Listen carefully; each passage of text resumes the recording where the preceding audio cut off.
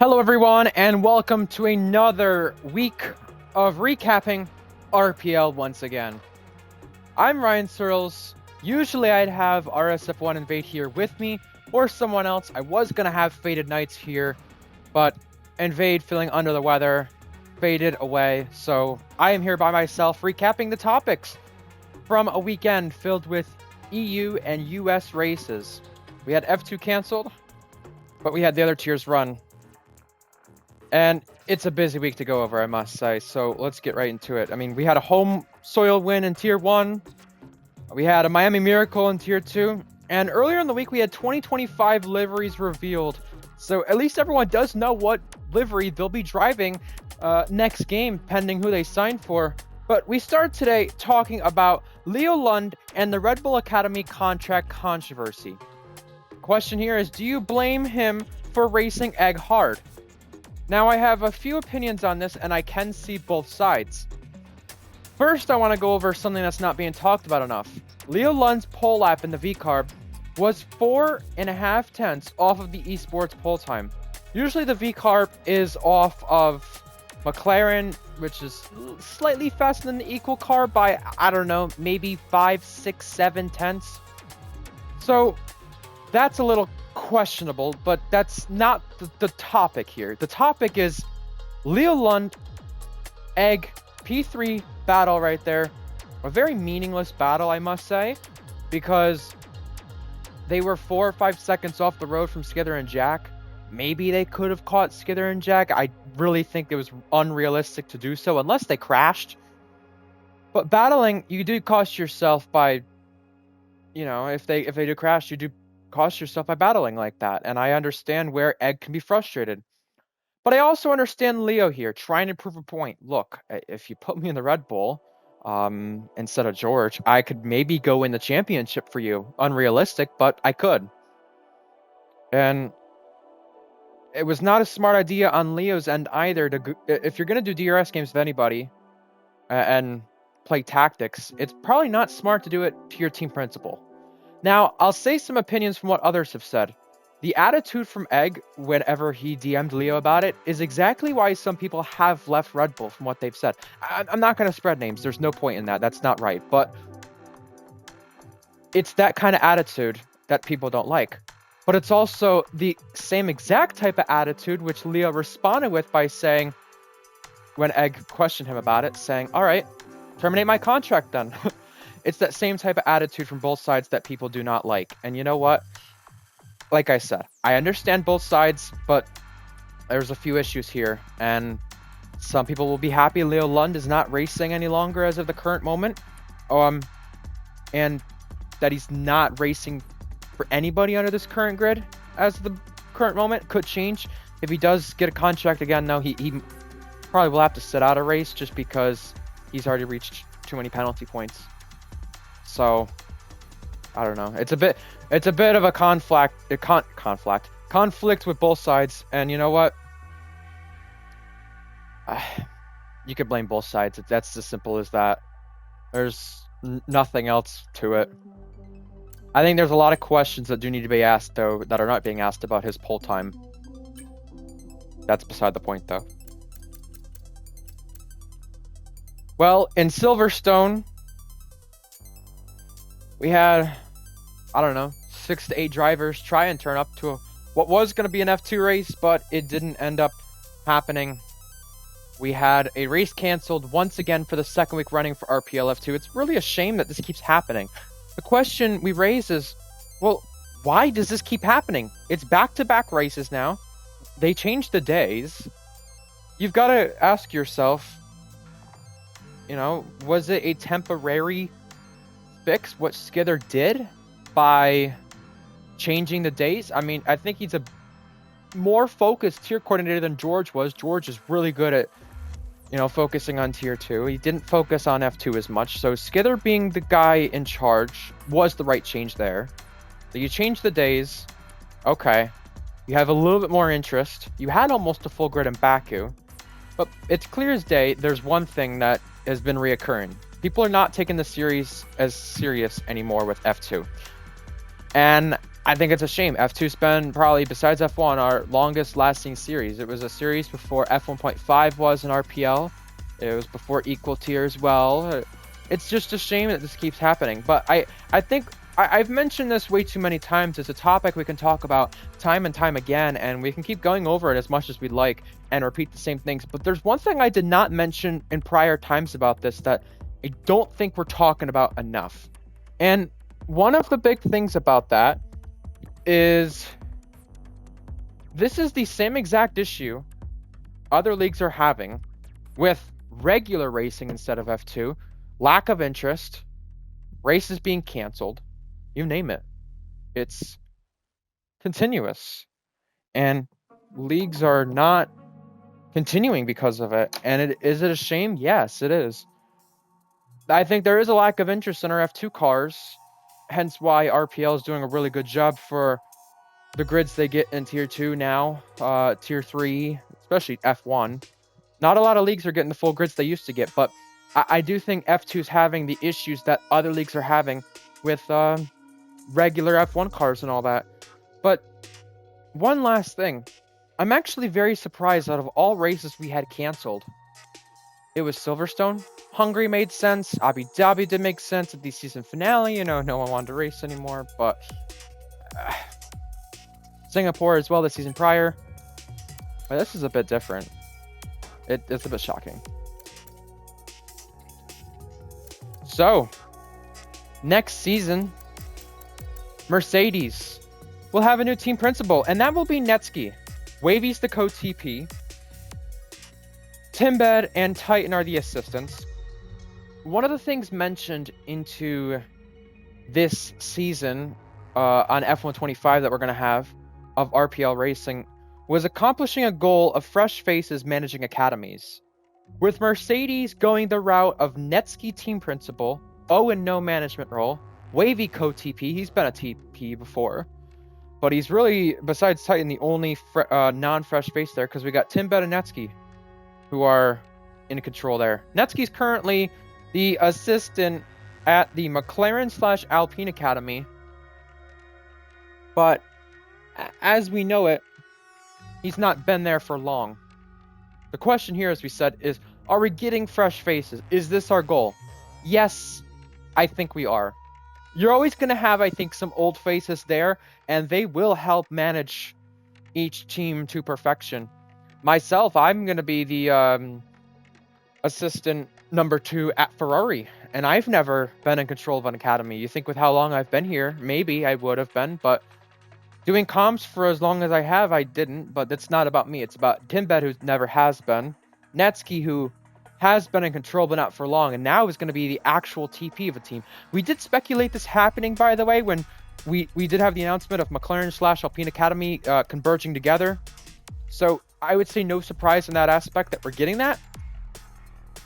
But at the same time, Timbed is there as well. And I think the thing we cannot ignore about these two, NeCke and Timbed, who do not have a lot of experience in academies, I'm sure there will be a lot of help from Titan and Wavy, who have been in control of academies before.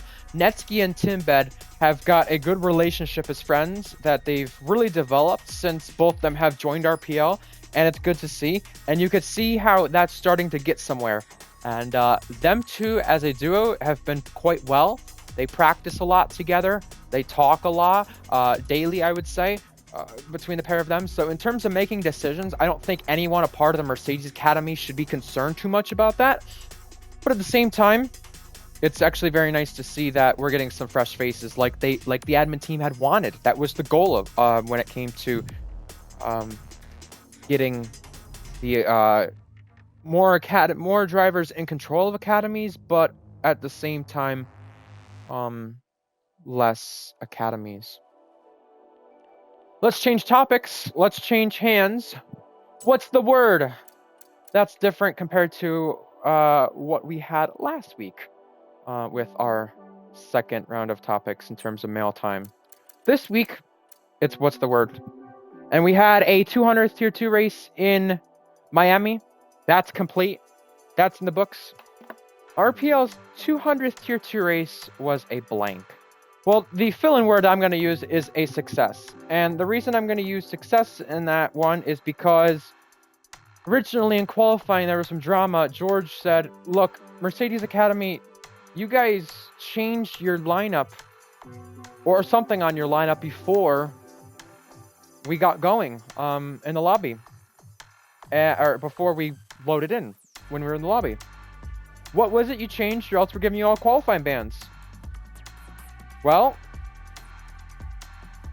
there was supposed to be a restart, and then there wasn't, which that was confusing, but I'm glad we still kept going, and I'm glad there was no disqualifications for that whole thing.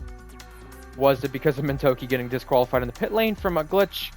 I guess you could say blocking the pit lane? I don't know. But it was a success because we had the race continue. We had a 15 amount of drivers competing, not as much as our usual tier 2 grids we've had so far this season, and we had a really good race.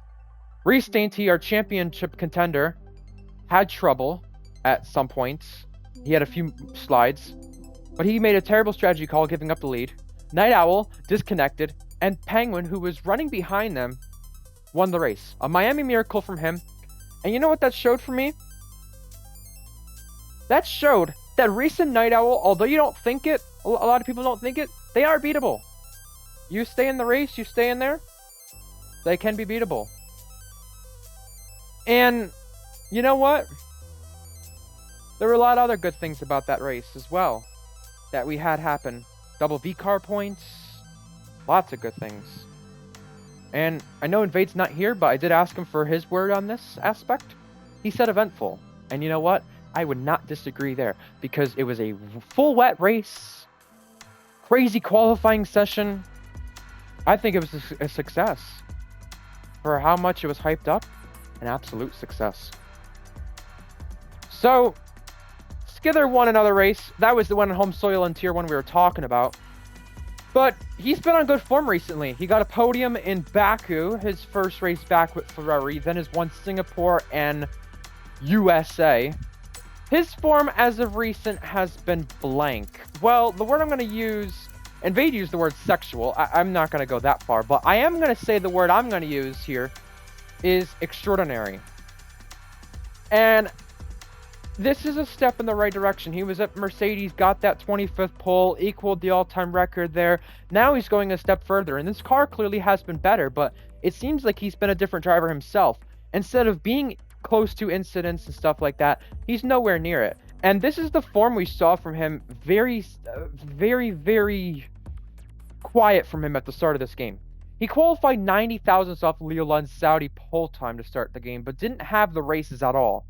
Finally finished on the podium this race 1 season ago. That was his only podium that season. We saw flashes, but it seemed like Sczther had fallen off the face of the earth at the beginning of this game. Seemed like a new thing for him, just not himself.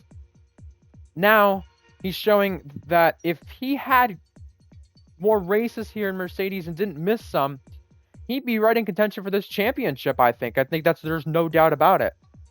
But it's extraordinary because at the same time, though, he's turned Ferrari season around. Veteran drivers like Cookie, NeCke, JTK, so many drivers have gone to Ferrari this season and have had trouble. So much trouble. So much issues. Even TB and Egg were supposed to be in that lineup to start the season. They left because of not wanting to be there at contracts. Gecko, same thing. Didn't like the car. Didn't want to be there. So the fact that Sczther's been able to do this, yes, it is extraordinary. And it's very impressive. Invade called it sexual. He's a TP of Ferrari. He might have a little bias in that. But at the end of the day, though, it's extraordinary just because Ferrari season was nowhere. And this weekend, they actually do face elimination in that Constructors. They still could finish second, by the way. They had slim to no chance. Now they have a chance. If you go to our Fun Facts channel on the RPL server, you have you'll see the most points scored in the most recent weeks. With that being said,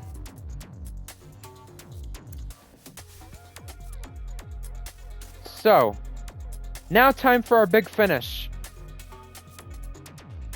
Our F125 liveries have been revealed. Everyone knows what each car will be looking like and what car they will be driving. I mean, contracts are starting to be signed, so we'll get to that in a moment. But the one thing I want to mention about that is a lot of people do have in common the V-Carb and Haas looking like the best livery. The Alpine not looking as good, though. So that's just their opinion, but at the end of the day, they at least know what car they'll be driving. Tim and NeCke were the first 2 lower-tier contracts confirmed in driver contracts for F125. So what that does mean is that those 2 going to Mercedes Academy, because McLaren Academy is no longer a thing, they'll be paired up as Academy managers as well. But remember, we didn't have contracts for lower tiers signed because of this potential Academy change. Now that we have it, they were the first 2 confirmed.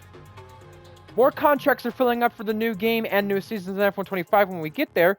For Formula 1, we have Luke at Haas, Willow at Alpine, Luke's return, by the way, Egg back in the Red Bull because Leo Lund's contracts, if we didn't say it already, when his little debacle happened there, they got terminated.